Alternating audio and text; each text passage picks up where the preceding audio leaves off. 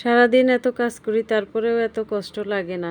তো hello everyone, সকাল সকাল ব্লগটা শুরু করলাম। আজকে হচ্ছে রবিবার সকাল। এই যে কানাইয়ের বাবা কিন্তু পূজা দিতে বসছে আর অপর্ণা পড়তে বসছে। আর কেন বললাম অবশ্যই তোমাদের সাথে বলবো।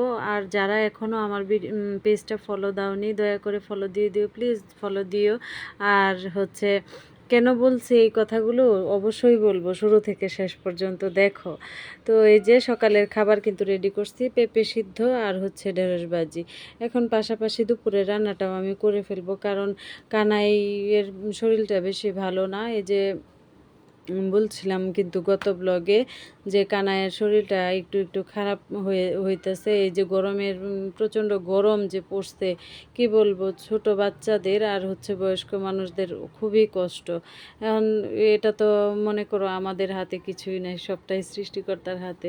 আর আমরা পরিবেশ সুরক্ষা করার চাইতে দূষণই করি বেশি।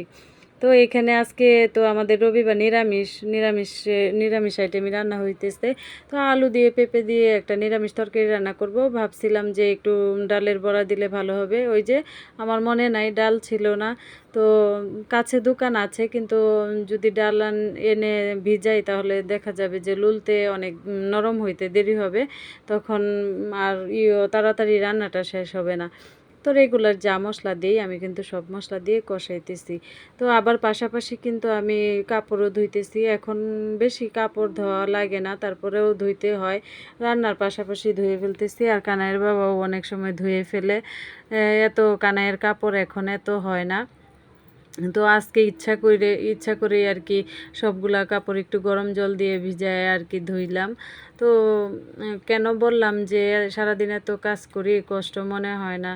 তো এই যে কানাই অসুস্থ দেখেই কিন্তু আগে তো জ্বর উঠে গেছে। জ্বর একদিন কম ছিল, উঠে একদিন ছিল, পরে আবার কমে গেছে জ্বরটা। তারপরে একটু চুলগুলো ফেলে দিছি গরমের জন্য।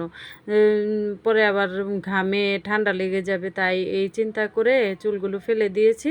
তার চুল ফেলানোর পরে একটু ভালোভাবে স্নান করানোর পরে জ্বরটা আবার উঠে গেছে।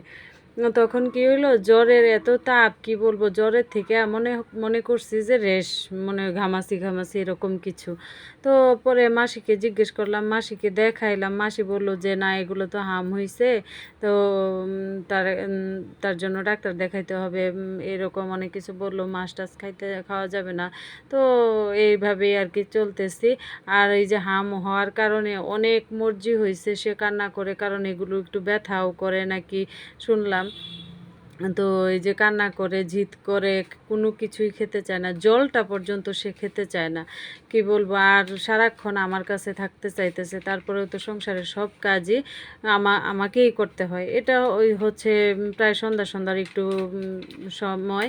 তো কানাই তো আমার কোলেই থাকবে আর একটু ঘুরতেও চাইতেছে। তারপরে যে একটু মন্দিরে গেলাম, মন্দিরে যে কি হবে, সেখানেও তার একই বায়না, সে আমার কোলেই থাকবে, সে নামবেই না, এই অবস্থা করতেছে।